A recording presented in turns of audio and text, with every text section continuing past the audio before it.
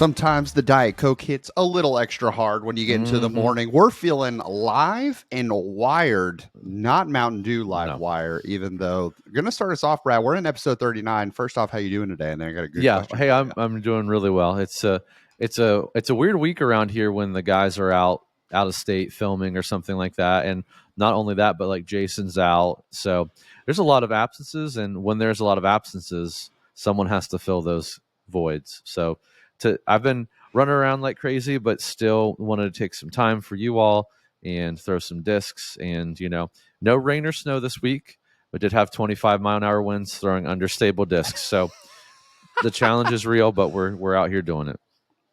One day we're going to bring a guest on and they're going to get like actual crazy solid feedback. And it's going to be like, hey, I threw this, but the curse is that when we mail you the disc, it's going to be like every time that you want to throw that disc or you play courses it fits, just the weather ends up being crazy on that course. Well, so, hey, they're weather tested, so you should get a really good idea in real conditions. We're not throwing these in a wind tunnel. I love it.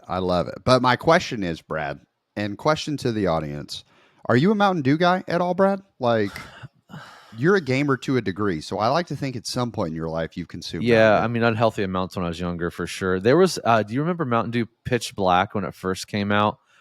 Bruh. That was not the new one. The new one does not taste the same, or at least I don't feel like it does. But yeah, original Mountain Dew Pitch Black was like all I consumed from probably age 16 to 17. Dude, I'm with that. I think like if I have to go like goated Mountain Dew, it's going to be Baja Blast above and beyond. But it feels cheating to say that because Baja is like a Taco Bell exclusive until they rarely pull it out. But I'm with you. Pitch Black up there. Live Wire being number 2 for me. How do you feel about Code Red? Not a fan. Zero fan of Code Red. I don't. It's just not. I knew we were brothers. Any like pretty much any. If it's collared red and has a red flavoring like a cherry or a watermelon or even a fruit punch, typically not for me. That's fair. I'm not an artificial cherry guy for sure. I can't really say that I'm a cherry guy in general, but yeah, especially artificial, I'm out. We'll have to see what our guest thinks today. We have a really cool episode for you guys. I think we'll dive into it here in a second, but I think this is going to be something that we haven't really had a guest like this since I really feel like episode 4 or something like that. Yeah, you're probably right. So really exciting. Episode 39. Let's bring Philip in. Welcome to In the Bag. Wow, that was loud. That was very loud. That is my bad to the listeners. Here we go. Welcome to the show. Phil, how you doing today, man? I'm doing great. Come on. Thanks for having me on. Dude, Phil, what part of the country are you in? I live in Philadelphia. Awesome. Okay. For those of you who said we don't have any guests below the Mason-Dixon line, here you go. Welcome, Phil. Bang. Well, we also, guys, we had like a whole stretch where I feel like we had like 4 Canadians on in a row. That's true. That was by accident completely. Yeah, like I just kept saying like, oh, they got a cool bag. I'll bring them on. They got a cool bag. And then, oh, yeah, they're actually neighbors. They share an apartment together. It's crazy. Yeah. So, Phil, dude, excited for our guest to get to know you. We teased it in the introduction. Your bag is so interesting to me, and I actually think that there's going to be a lot of people. I believe a lot of people are going to come back to this episode. You have a very unique bag. How many discs do you have in your bag? 9, and if I really push, I could probably fit a 10th distance driver, but it would be a tight squeeze. Wow, that is awesome. So for those of you who don't have the huge bag, or maybe you're operating, like I know lots of people do in like a dynamic disc trooper or something like that for the longest time. And so we've been talking through these 15, 18, 25 disc bags, and you're like, bro, that ain't me. Phil and I were talking over Instagram about this exact thing. And I was like, dude, why don't we just bring you on the show? So Phil, super glad we can make this work out. Very excited to dive into it. Man, just have a lot of concepts that I want to talk about, but we need to get to know you as a player before we do that. So first question, how long have you been playing? I started with the pandemic, so spring of 2020. Okay, awesome. So coming up on your 3-year anniversary. Yeah. That's crazy, dude. Mm-hmm. I was just talking with my wife about like the channel being up and like what January's like, and we were like, I guess we still don't have enough analytics because we've not been doing this long enough to be like, oh, is this normal? Stuff like that. So Mm-hmm. it's crazy, y'all. 3 years, our little COVID golfers. So proud of y'all. We're Sticking like with it. toddlers now. We can walk. We can kind of talk. Yeah. Kind of throw distance drivers, maybe not for some of it's fine. It just depends on how well your parents raised you inside That's of true. disc golf. So Mm-hmm. awesome. Well, Lynn, when we talk about distance drivers, Phil, we say, hey, you're stepping up to a hole, you see golf distance shot. How far do you feel like your forehand and backhand golf distance are? And some of this is constrained by where I am because I play a lot of woods golf. So like my home course only has one open hole. So I would say that I'm probably like a 275, 290 backhand. Okay. Forehand, really the only thing I throw forehand is my zone. So 150, 175 to push that. Otherwise, it's backhand all the way. Okay. Awesome. Mm-hmm. That's super cool. So, that will open up actually a lot of questions when we get to the top end of the bag for sure. Yeah. So, knowing that, we put you on the putting green and we say, hey, we got stack of 10 putters at 15 feet, 25 feet, and 40 feet. How many are you making at each station? 15 feet and in, I'm pretty good. I would say 10 out of 10. 25 feet, probably 6 out of 10, and 40 feet, 2 or 3. Okay. Yeah. So, putting being a strong part of the game, you might say, what's Yeah, the biggest strength of your game? I think approach and putting is the strongest part of my game. I think driving is probably where I have the most room for improvement. Okay, that's awesome. Well, when we're looking at this back, these 9 discs, we're not looking to necessarily add anything. I want to like compete with discs you currently have in there. So, um, when we talk about something we talk about a lot on the show is mold minimalization and finding that comfort. When you move to a 9 disc bag, I want to go ahead and say from the beginning, I think that mold minimalization struggles in this kind of a bag because you need discs that are going to cover a multitude of shots rather than just like, hey, I've got this blank that covers the whole spectrum. So I think that's very curious. We're going to start with your putters. You have 3.5 putters in the bag, we'll call it. Are you a zone as a mid range or are you a zone as a putter or ride the line? We'll just call it an approach disc. How do you feel about that? I would definitely say that I ride the line and call it an approach disc. Maybe leaning a little bit more to a mid range if it's a shot that has to finish to the right. I'd rather push it with my zone sometimes than try to turn something over and get it to finish that way. But yeah, I would not call my zone a putter. Okay. Awesome. I wouldn't either. So I'm with you. That's what I tell people all the time with the zone. It flies like a mid range. That's why the pig is superior because it flies like a putter. But that's not what for today is about. We are going to talk about a great disc though, that is the polecat. So you got a polecat in your bag. I do, yeah. What do you use it for? I'll be honest. One of the reasons why I have a small bag is because I travel a lot for work, so I can fit it in my carry-on. And I swap stuff in and out a lot when I'm traveling because if I lose it, I don't care. And I got a polecat as a joke, and I took it to a short wooded course in Atlanta, and I threw it, and I loved it. And so it stayed in the bag. I mean, it was a great disc for me. If the hole was under 200 feet, I knew that I could, let it go on hyzer and have it flip up to flat, or I could let it go flat and have it just that gentle right hand turn. And when it hit the ground, it just stopped. I mean, there was no skip, no nothing. And that was a hole in my bag that I didn't really have filled. I didn't even know I had that hole until I started throwing the polecat. And now, I mean, I bought it for the meme. I bought it as a charity disc from one of my friends who was raising money for pediatric cancer, and now I carry it every time I play. Dude, That's awesome. And is it, so you have it listed as star plastic. Is it like Yep. true star or is it one of the halos? No, it's True Star. Dude, that's awesome. So that's a rarity. Like you try going back pre-pandemic, even 5 years ago, try to find a star polecat, you're spending a chunk of change for one of those. Unless you go back like 8 years and then you could find them. So we had a polecat drought for a while. Glad to see that we're on the right side of disc golf now. That's awesome. Do you ever use it for those? I know you talked about for like approaches being a strength of your game and you use the zone on forehand. Do you use the polecat for approaches, kind of like backhand floaty approaches at all? Yes. Yeah. Yeah. I think, and maybe it's just because I only got to Polecat about 5 or 6 months ago, and I've carried a zone for 2 years. I think sometimes if it's a shot where I really need to trust the disc, I'll throw the zone just because I've been throwing it for so long. Um, as I start to throw the polecat more and more, I turn to the polecat more. But I think when it's something where I like, if I look at a shot and I'm like, I only have a 50-50 shot of pulling this off, then I reach for the zone. Yeah. So, Brad, I want to ask you because I know Mhm. you bag multiple zones. Um, do you have a disc? Like you have the Dillo in your bag, right? It's out now. Oh, that's okay. Listen, And here I'll say this because I was just thinking about it.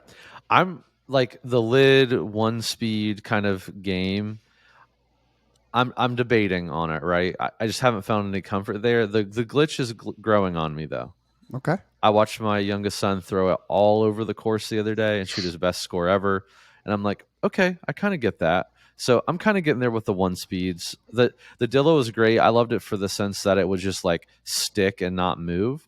But it really, I mean, I wasn't grabbing it a lot. I don't think, and I don't really know why. Maybe I'm just not comfortable with it. To your point, Phil, but um, I don't have that spot figured out. Maybe I just don't feel the need of it because if I want to throw something with confidence, I'm going to throw like my zone, right? And I have different types of zones for different things. And then I also will, if I need a backhand, I'm throwing my beat in Eclipse Envy because I'm just confident with it. It does skip a little bit, but I know what it's going to do. It's very predictable. So it's pretty risk adverse if I throw that. Yeah. And I think that's where we look at the mold minimalization as well. Phil, you talked about you're just comfortable with a zone. That's, I think, one of the perks is why the polecat, even in my bag, struggled to compete for a while is because I had 3 different pigs. So it was like, if I want to throw an approach, there's very rarely a situation that I can't like make one of those 3 pigs work. And when I grab a pig, I feel so confident.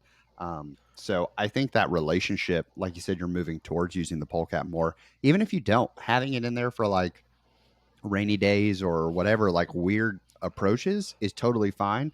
And when we're competing with all, like we're looking at all these slots, I would say for approaches, you need a disc that you need a straight approach. We're really going to see this in all of the slots: an understable approach, a straight approach, and an overstable approach. And the polecat, especially if you only had it for a couple months, I'd imagine it's not crazy flippy yet. But the polecat does beat in to be like a really gentle. You can kind of even throw it just on a little bit of hyzer once it beats in, and it'll just turn the whole way floating, which is a really fun way to get some rung up shots on the basket. Do you ever forehand your polecat? I did it once and I burned it over so hard that it took me about 5 minutes to find it. And at that point, I had started to like it, and so I never did that again. That's fair. That's fair. That would be my challenge with your polecat is try throwing it on like imagine you're just throwing spike hyzers with it and get used to that line with your polecat. And I can almost promise you, looking at the rest of your bag, that is a shot that's going to save you in the woods scramble game a ton. Is like you're pinched off, can't really do anything, and you have like a tight gap you got to hit. The number of times my card mates have gotten mad at me because I have done that to them with a polecat. I have a dear friend that literally one time I threw a shot like that, and he was like, "Did you just throw a polecat?" Yes, sir. So moving on to the faith, like I said, we're not going to spend 10 minutes on the polecat, just 9.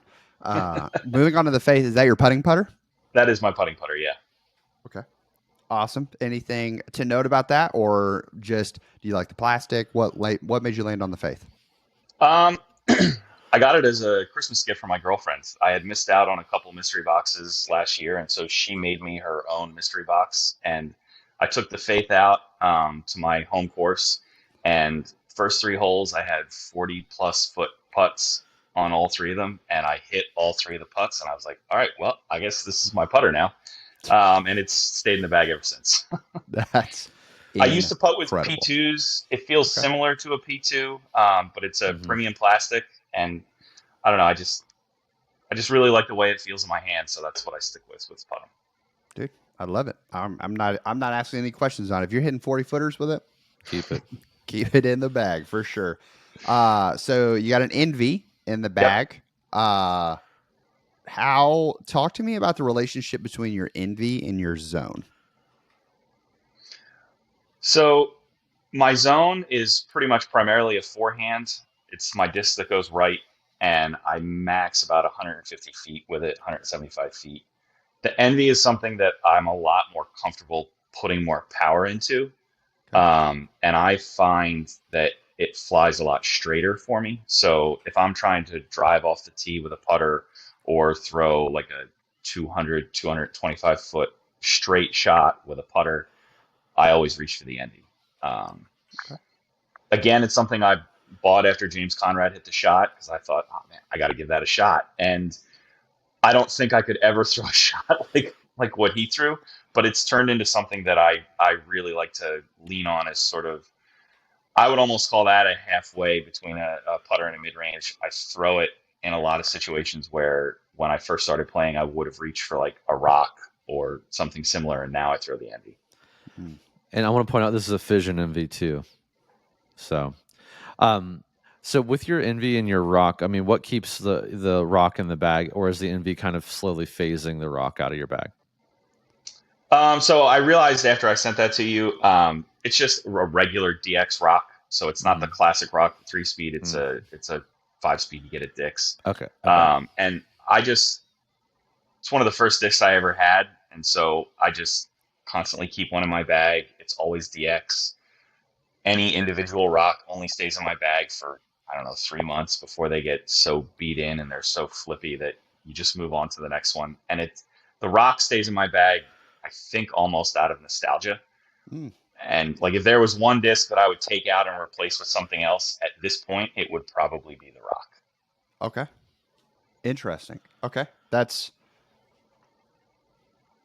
very curious. Okay, so I want to come back to that because that's the disc and the shot that we're going to compete with. So, very very curious on that. So let's jump to your drivers for a second, and then we'll come back down to the challenge. I think just to wrap up that the putter conversation, I think if we're looking at 9 discs, some could consider it excessive that 4 of them are approaches and slower. One of those has to be the putting putter, so we're fine with that. I think, like for pure necessity, you could either learn to putt with a premium plastic disc and putt with that, and that would open up another slot, or throw your putting putter. But I'm never really going to be the guy that like encourages that, especially if you're putting with base plastic or even that like Royal Sense plastic, just because it just gets chunked really fast and then it feels really bad in your hand when you're putting. So I think having that, and like you mentioned, your Envy kind of feels like to a mid-range slot. So having a stable throwing putter is super good. So when we move to the top end of the bag, you've got 3 drivers in there, 2 of them on the stable to overstable side and 1 on the flippy side. Let's start with the Avenger SS. What's it do for you? I'm not a big arm guy, so if I let the Avenger SS go with some hyzer, and I have thrown the same Avenger SS for quite a while now, I pretty much know the angle. It just gives me the biggest distance that I've found that I've been able to get. I can get more on a flip up shot than I can forcing something stable, like throwing it on an anhyzer.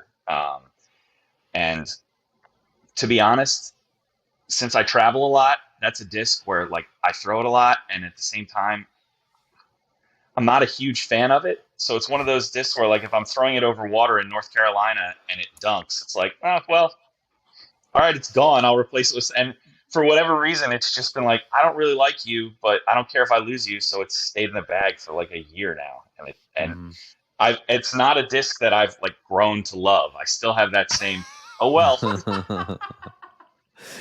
I mean, I really can like feel you on that. I definitely, that's why I kept the Hades in the bag for such a long time. It's like it didn't do what I wanted it to do, but I'm okay if I lose it, if I'm Yeah. trying something stupid. So, yep, I get it. Yeah. I feel that. I mean, I feel it more than I would like to admit. Yeah. I mean, That's and I've hit some great shots with it, but at Mhm. the same time, the rock is the one mold that I would take out because I feel like there's probably other things in my bag that do the same thing. But in mhm. terms of discs that I care the least about, it would be the Avenger SS. Okay. Mhm. Man, let us know in the comments not only what Mountain Dew flavor you prefer, but let us know, is there a disc that you're trying to lose and it just won't get gone? Yeah. Because that's the vibe that I'm The gathering cannon from this. fodder, if you will, of your Yeah. bag. Yeah. So it was an orange eagle for me for a long time. And I was Mhm. like, I'd be like, oh, baby, time to rip this over some water. And it's like, I'm not going to throw this 375. There's no way. And then it'd just be like, oh, the Lord has blessed us with a tailwind. And then it just keeps going. It's like, come on, brother. Mhm. So dude, absolutely love that. Well, a disc that I like have recently fallen in love with that I think you could look at it to compete with the Avenger SS is if you want something in that super flippy spot, especially being a woods golfer. I love what you're talking about with that like flip up straight shot, probably easier to navigate the woods for distance with that. If you haven't checked out a Sail by DGA, I think it is low key slept on. The higher speed of the Sail honestly for slower arms balances itself out for the super flippiness of the sail. And they just glide forever. You can find them in 150 class all the way up to max weight. So definitely check that one out when your Avenger SS decides to finally jump ship and leave you. And you can find sales like everywhere, Mhm. especially at possibly foundationdisc.com. Yeah, we got a few right there. Okay, so moving over to the stable side, you've got a TL3 and an FD3. Mm-hmm. FD3, talk to me about that because that's it. Is it? I'm assuming an Innova original, or is that one of like have they dropped new FD3s? I just got it out of a Discmania mystery box this Christmas. Okay, So the answer is I don't know. And I've been bagging a Firebird for a while, and honestly, I just threw that in just to try it. I figured it felt fairly similar, Mhm. and it's really just a very overstable utility disc that I use when I need to make a hard right or left turn, and especially if I want to do that and also get more of a skip than I would get out of my zone. Um, mm, so I don't throw it often, and I mean, I feel like any overstable disc could fill that slot. I'm not married to the FD3. totally. But I'm with you on the need for it, especially as a slower arm. This would be in a previous episode with Casey. We talked about like giving her a Zeus, I think it was, for that like a little faster than necessarily you're trying to get a standard flight out of, but the utility you talked about, Mhm. perfect. Yep. TL3, not a Yeah, popular mold, but you got I one. don't I don't know why. I have a ton. I love the TL3. Okay. When I first started playing and I was trying to learn to throw a forehand, I bought a Halloween Halo one from my local disc store, and I loved it. Um, I lost it. I've replaced it a couple times, but I feel like for my arm speed, I wouldn't really call that overstable. I find it more of just a straight flyer, and it's a disc where if I have to throw something where I need it on anhyzer and I know it's going to fade back, it'll do that for me. It's it's a very reliable disc. I think the Halo plastic keeps it maybe a little more overstable as it breaks in, but I love throwing that disc. Okay. Mhm. So would you say it's probably one of the more or most thrown discs in your bag?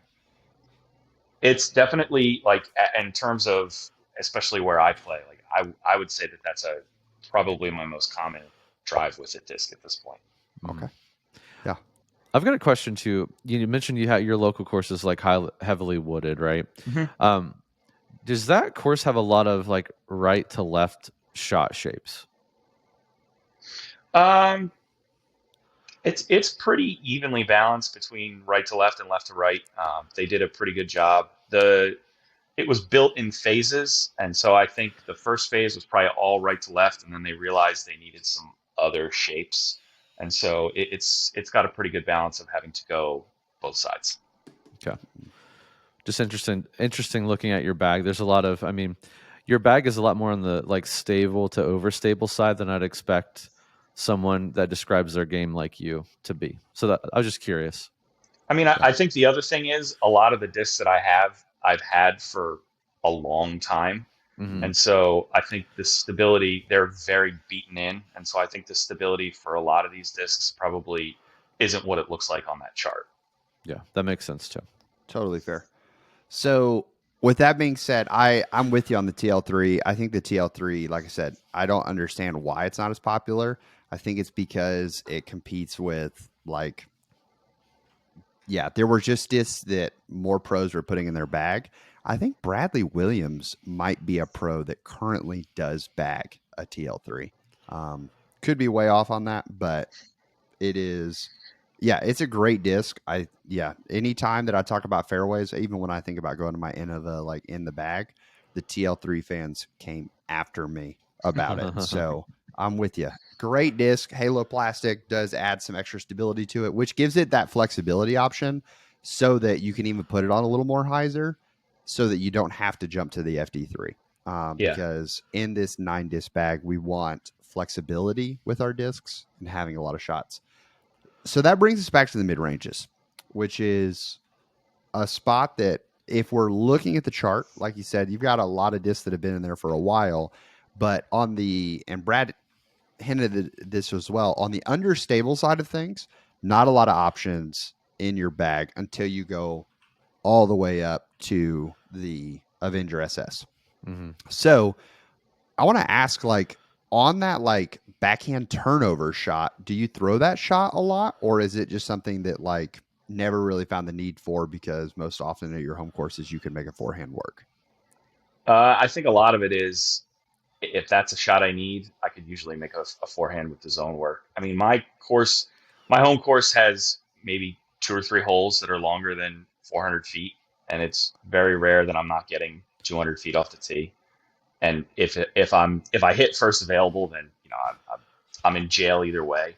Hmm. So if it's under 200 feet, I can generally get a forehand zone approach that will get me into like comfortable putting range. So I just haven't, not that I can't throw it, I just haven't had to throw or have a disc that would let me reliably throw that like mid-range backhand turnover shot very often. Okay, awesome. Well, that's the area that we're targeting today, and I want to tell you before we get there, there's one disc we haven't talked about, and it's this Glow MD3 that you've Hmm. got. Hmm. So talk to us about that. So I'd never thrown an MD3, and I actually got that disc from Harry Chase, who's on Team Discmania.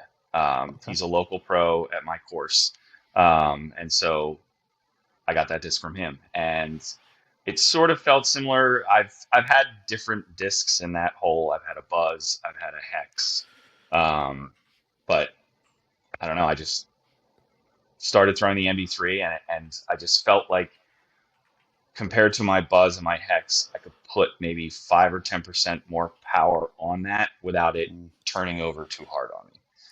okay. So I've just liked the way that that has felt, and so that's sort of why that has slotted into that role in the bag. Yeah. So what shot shapes does it offer for you? It's one that I use. I can let it go flat or a little bit of anhyzer, and it just stays straight. It's my go-to for like if I have a tee shot that's anywhere from like 200 to 250 feet. Like that's generally what I'll use to try to get myself in circle one. Um, and it's just one that I feel like it's very. If I let it go with a little too much hyzer, it doesn't burn over too hard. And if I let it go on a little too much anhyzer, it doesn't take that and just fly to the right. So I just feel like it's a little more forgiving as well. So if I screw up my angle or I'm 2 nose up, it's not going to hurt me too bad. Okay. Does it have any stability to it? Like, can you, if you throw it on hyzer, is it going to get left? Yes, yeah, it will. Okay. Awesome. Well, Brad, we had you try 2 discs today, and then we honestly had you try 3 because I saw this MD3, and Phil, I'll be honest, I did a little Facebook stalking, so I knew there was, or Instagram stalking, I knew there was a connection to the rock, and so I didn't come in ready to fight the rock itself. I assumed the MD3 might be the one more easily to go, but it sounds like if the rock's the one to go, this could work out really well because you might be able to keep the MD3. But we're going to see. So, Brad, you tried, what all did you try today?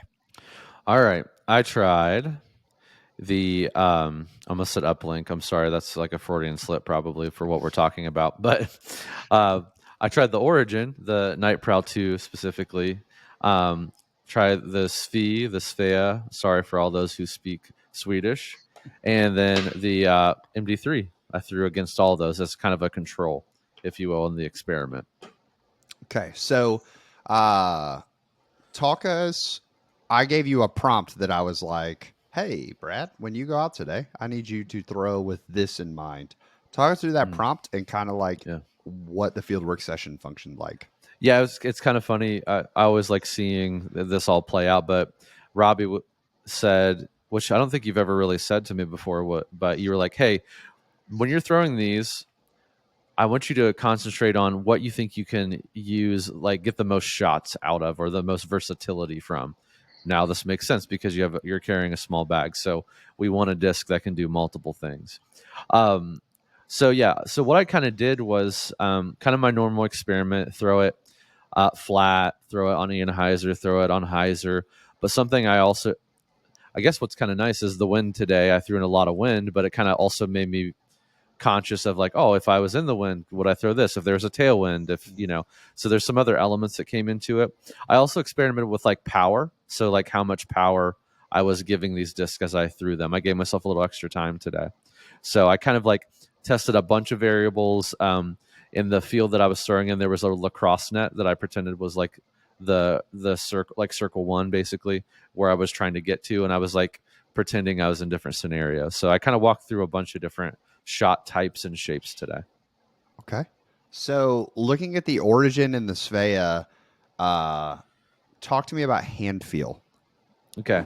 I like them both. The Svea, the Svi is a little deeper and definitely has like this like micro bead at the bottom. If our visual listeners can see that. The Origin was really comfortable because it was a little shallower, but it reminds me of the uplink, which I'm already comfortable with. So like that felt a little comfortable. Has like a small groove, but this is the Meta plastic and it feels really good. Like it's not too soft, not too stiff. MD3. Honestly, the reason I have a problem, I've tried the MD3 before personally. I just don't feel like I have a lot of grip with my finger on the MD3. If I'm being honest, I like the depth, I like the shape, but I just feel like my finger slips off the end of it. Phil, have you tried either a Svea or an Origin in the past? I have not even held either one of those discs now. Interesting. Okay. Have you held any Casta? No, I've never played with any Castaplast. Okay. Curious. Interesting. So Brad, you threw these. We're looking at this MD3. You heard Phil kind of describe it. It's throw a little Anheuser, it's going to go straight. Throw a flat, it's going to go straight. Going to still have a little bit of a left finish. Is that for the control? Is that about how the MD3 felt for you today? Yeah, and it's a green one. We know the green C line, what the rumor is on that. It does have a touch of overstability to it. I mean, not probably exactly what Phil's describing for his glow. I would say pretty straight, little finish at the end. I could give it a little Anheuser. It would come back to straight, finish a little bit at the end. If I kept it on hyzer, it would keep the hyzer line the whole time and give me a little finish. So I think it's pretty. Is that kind of what yours is, Phil? Would you say it's pretty accurate? Yeah, that's pretty accurate. Yeah. So I think we have a good control this time. So that makes me excited. Dude, come on. Okay, so comparing that to the Origin and the Svea, I guess really let's just jump to the heart of the question. if the MD3 was gonna be sticking around, what do you feel like opens up more shot opportunities between the Svea and the Origin, and why? I think the Origin, and I say the Origin. I don't know that every Origin. I don't think this applies to your standard EXO Origin or whatever, but this particular meta, this Night Prowl 2, what was nice about it is I could get it to turn pretty easily, but it was not burning over to the right. It wasn't like turning into a roller. I could hyzer flip it pretty easily to make it go straight. It was very shapeable, I guess maybe I'll call it that. Whereas the Svea was more like it wanted to go right kind of no matter what. Again, it wasn't burning over on me, but I definitely couldn't throw it with as much power, as much torque as I could the Meta Origin. So it was, yeah, the Origin just had, I felt like had more options. I'll say this: I wasn't afraid to try the different shots because I knew it wasn't going to like have some crazy reaction to the right for me on right hand backhand. Yeah, no, that's completely fair. And in a future episode, what I'll have to get you to do, Brad, is try a regular Origin as well, because I think Phil, looking at this, if we go with the Origin, if that's one you're interested in, then I think the beauty is if you throw it and you're like, hey, it is a little more stable, and it's like I'm finding too many holes that I'm flirting between, like, do I throw my MD3 on Annie, or do I throw like the flat Origin? Moving to a Neo Origin or a Exo Soft or whatever Origin, you immediately, if you like the feel of it in your hands, a simple plastic change like this Origin is, as an Origin thrower, can confirm on the overstable side of Origins. So you can easily move down the scale. I'm not as familiar with the Svea. Is the one you're throwing, is it base plastic? Is that like K1 or This whatever? This is K3 hard. Okay. So yeah, definitely on the base. And now I'd be curious for the K1 or K1 soft, like how that would compare to the Meta Origin. But definitely, they definitely feel different. I think it just feels a little bit more understable than the Origin, personally. yeah, and the Origin is another one that, like, you cannot trust the flight numbers on, because when you look at the flight numbers of an Origin, it says it's the exact same flight numbers as a Buzz. And Phil, you've thrown a Buzz, so if you get this Origin, I can promise you, it's not going to fly like a bus. yeah, we ain't in Kansas anymore. So yeah, it's quite different. So, Brad, I guess final question would be, you have the uplink as well, like you said. You're familiar with the uplink. We've talked about, like, the uplink being this, it's a proper understable mid-range. How does the Origin live in relation to the uplink? And if you had a 9-disc bag, like, pros and cons of having one or the other in that slot? So if I had a 9-disc bag, I would probably bag the Origin. And that hurts me to say because I love my uplink. But it's just for the simple reason of the uplink I feel like I only have 2 shots with. It's really only one that I primarily use. One's just kind of like a get out of jail every once in a while shot. But the uplink is my, like, I can give it a little hyzer, don't have to super power it over, and it'll flip up and turn right. No effortless turn is what I use my uplink for, a slow, effortless turn. And then, like, my get out of jail, if I need to do like a flip up forehand that still goes left, and I'm like pinched off by trees, like that's the disc I'm going to use. But that's what I keep that disc in my bag for. Now I use it a lot, but that's what I keep it in for. The Origin, I feel like the Origin is kind of what I feel like I want the Mindbender to be that I have in my bag, if I'm being honest. That kind of lives between that slightly overstable mid-range and the understable mid-range, where I feel like I can hit it with a little bit more power. It's not going to burn over to the right on me, but I can still get it to turn. Or I can actually give it a little bit of oomph on hyzer and have it flip up and carry remotely straight. And which the uplink I can't really hit with a lot of power. And sometimes I try, and then it results very poorly for me. So I have to always remember, like, control. The uplink's a great disc for that, to really just humble you and let you know what you're doing wrong. In the same way, the inner core is like that too, I would argue, where it's it's very sensitive to like nose angle and power, and it really teaches you that shot shape or shot shaping. So, but yeah, for my if I had a 9 disc bag, I'm putting the Origin in there. The Meta, again, I haven't thrown the like Exo Origin or any of the Neo Origin or anything like that. So I would have to throw those. But this one definitely kind of fits that slot that I would be looking for. Come on. Awesome. Well, Phil, if we sent you this Origin, would you be willing to come back on and talk about it in a future episode? Yeah, definitely. Dude. Okay.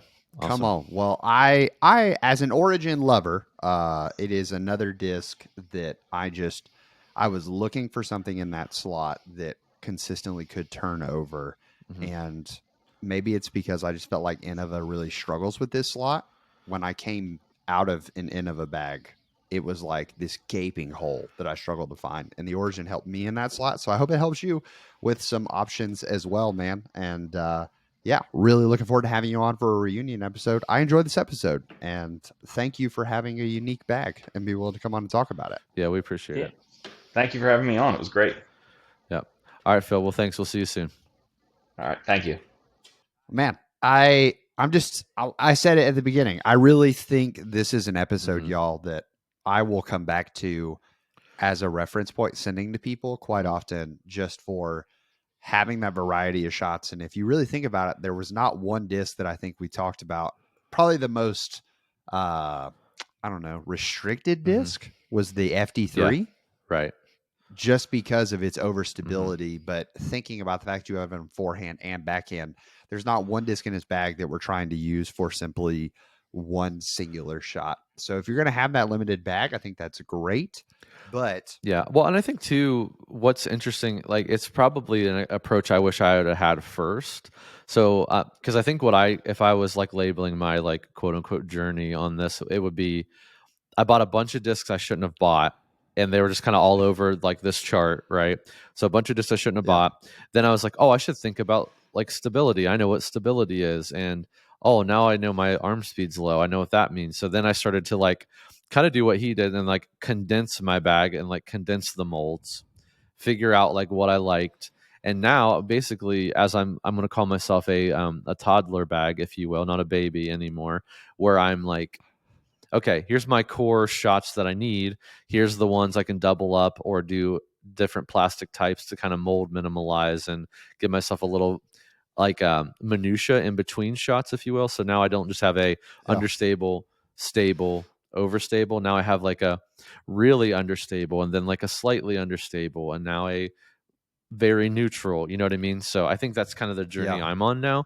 And I think for any of you who are either just starting or like, hey, I got to figure out like what I even throw or what my next step is, I think this approach is good. So like, I mean, if you have the option to carry, 10 discs or something like that, even like, yeah, because I mean, 10 would really realistically give you a putting putter, 3 approach / mid ranges that do those options, fairways and drivers, or a mix of those.